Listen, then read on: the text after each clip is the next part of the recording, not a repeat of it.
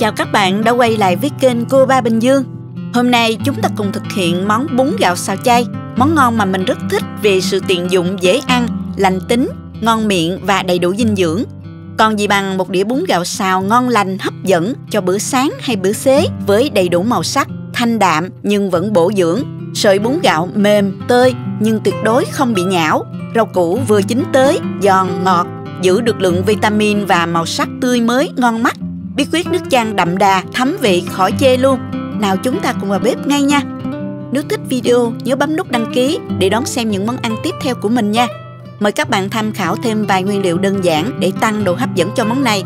Ai có gì thì dùng đó nha các bạn. Bạn có thể tham khảo những dụng cụ nấu ăn mình hay sử dụng dưới phần mô tả của video nha.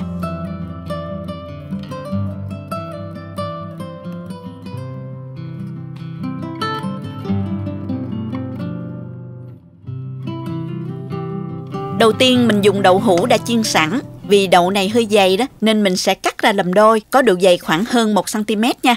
Để chút nữa mình cắt sợi nhìn đẹp hơn nha. Nếu miếng đậu hũ của các bạn mỏng á, thì mình khỏi cắt ha.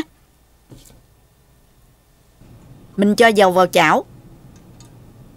Dầu sôi thì mình cho đậu hũ vào chiên cho vàng mặt cắt nè.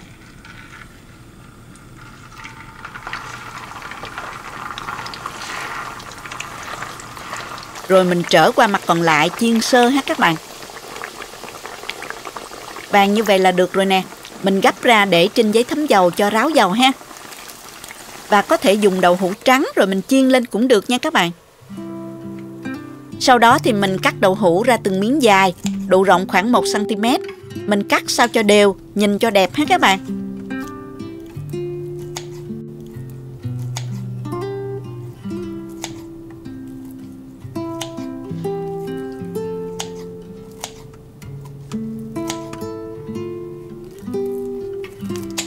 Tiếp theo thì mình sẽ sơ chế phần rau củ. Đây là ngồng cải ngọt đã rửa sạch. Mình cắt khúc độ dài khoảng 6 đến 7 cm. Mình có thể bỏ bớt lá tùy thích nha. Cọng nào to quá thì mình chẻ làm đôi. Và cái đọt cải thì mình cũng chẻ ra luôn nha.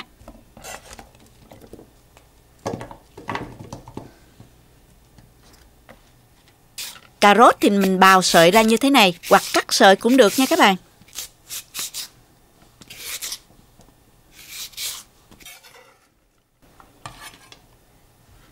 Hẹ thì mình dùng 4 đến 5 tép hẹ, cắt khúc ra luôn nè. Các bạn có thể thay thế hẹ bằng hành lá cũng được ha. Và mình dùng ở đây thêm là một trái ớt ngọt, cắt bỏ hạt và mình cắt dọc ra như thế này.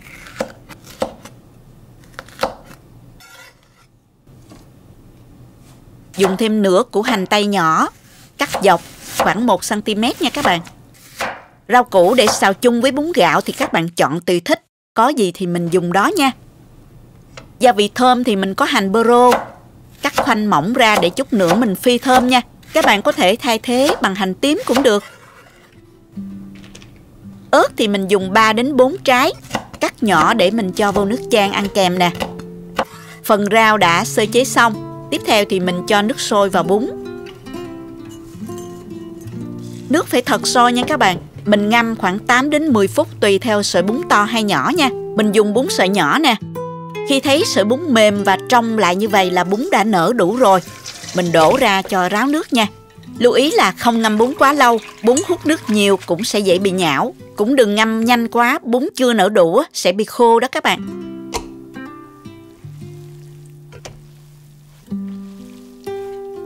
Tất cả các nguyên liệu đã chuẩn bị xong. Giờ thì mình xào rau củ trước nha. Cho vào chảo muỗng canh dầu và mình cho một muỗng canh hành bơ rô. Phi lên.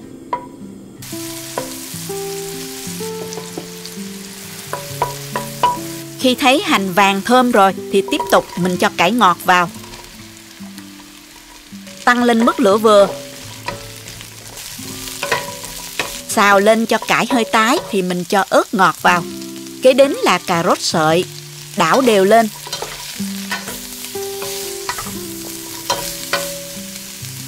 Rồi đến hành tây. Giá vào sau cùng vì giá rất là nhanh chín. Và mình nhớ cho gốc hẹ vào luôn nha. Mình hạ lửa nhỏ và mình nêm vào đây. nửa muỗng cà phê muối, 1 muỗng cà phê hạt nêm chay, 1 muỗng cà phê đường. Bạn nào ăn được bột ngọt đó thì mình cho một chút xíu nữa ha. Một chút xíu tiêu nữa cho thơm nè. Trộn đều lên cho gia vị tan là được. Rồi mình tắt bếp và mình tạm cho ra đĩa.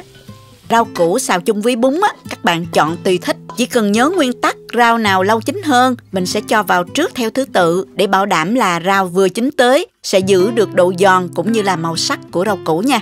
Đồng thời sẽ giảm bớt rau củ bị ra nước khi xào lâu. Dùng giấy bếp mình lau sơ chảo, rồi mình cho vào 2 muỗng canh dầu. Và mình cho hết phần hành bơ rô còn lại vào khoảng 2 muỗng canh đó các bạn. Phi lên cho hơi vàng thơm. Rồi mình cho hết lượng bún gạo vào. Lúc này các bạn hạ lửa nhỏ nha. Đảo đều lên cho bún gạo thấm dầu hành để bún gạo thơm hơn. Đồng thời bún sẽ tơi, không bị dính cục ha các bạn. Tiếp theo thì mình nêm vào đây nửa muỗng cà phê muối, 2 muỗng cà phê hạt nêm chay,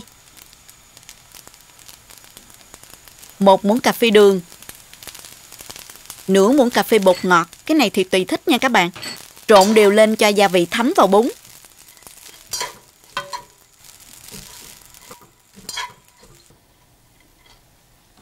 Sau đó thì mình cho hết rau củ đã xào lúc nãy vào. Chừa lại phần nước để bún gạo mình không bị nhão nha các bạn. Phần lá hẹ đó mình cho vào sau cùng vì hẹ rất là nhanh chín.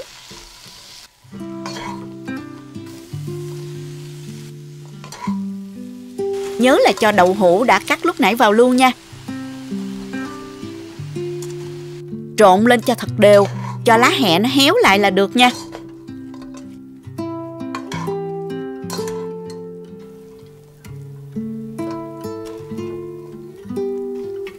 Và mình tắt bếp luôn. Như vậy là mình đã hoàn thành xong món ăn rồi đó các bạn. Mình pha nước chan để ăn kèm gồm có 1 muỗng canh đường, 2 muỗng canh nước sôi. Khuấy lên cho đường tan. Tiếp theo là 3 muỗng canh nước tương. Nước chan phải thơm và đậm đà một chút nha. Vị hơi ngọt nhẹ và hơi chua nhẹ, cay cay nữa mới ngon nha. Và 2/3 muỗng canh giấm đen. Nếu không có giấm đen thì các bạn thay thế bằng nửa muỗng canh giấm trắng nha. Cho ớt vào sau cùng nè. Nếu thích tỏi thì mình cho thêm một ít tỏi băm nữa nha các bạn. Mình gắp bún gạo ra đĩa nè.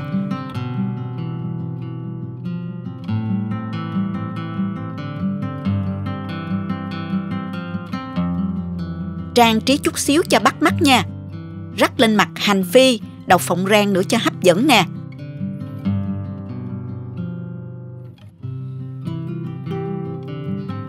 Trộn lên rồi dùng nha. Khi ăn chan thêm nước tương cho vừa ăn. Thơm lắm các bạn ơi. Rất ngon và dễ ăn, đầy đủ dinh dưỡng luôn. Tinh bột nè, chất đạm, vitamin trong rau củ và chất xơ nữa. Yêu cầu của món ăn này là bún gạo phải mềm nhưng tuyệt đối không được nhão. Các loại rau củ vừa chín tới, không ra quá nhiều nước, vẫn giữ được màu sắc cũng như độ giòn, độ ngọt vốn có. Đồng thời cách pha nước chan cũng góp phần lớn tạo nên hương vị thơm ngon, đậm đà cho món ăn. Rất dễ làm và dễ ăn lắm các bạn. Phần này là dành cho 5 đến 6 phần ăn nha các bạn. Các bạn có thể tham khảo và gia giảm liều lượng bún gạo cũng như rau củ cho phù hợp với khẩu phần ăn của gia đình ha. Chúc các bạn thành công và ngon miệng với bún gạo xào chay. Nếu thích cách chia sẻ của mình, nhớ like, chia sẻ cho bạn bè cùng xem. Đăng ký kênh và nhấn vào biểu tượng cái chuông để nhận được thông báo sớm nhất khi mình up video mới. Các bạn cũng có thể truy cập website cobabình dương.com để tham khảo công thức nấu ăn dưới dạng bài viết. Cảm ơn các bạn đã xem hết video. Chào tạm biệt và hẹn gặp lại các bạn ở video kỳ tới nha.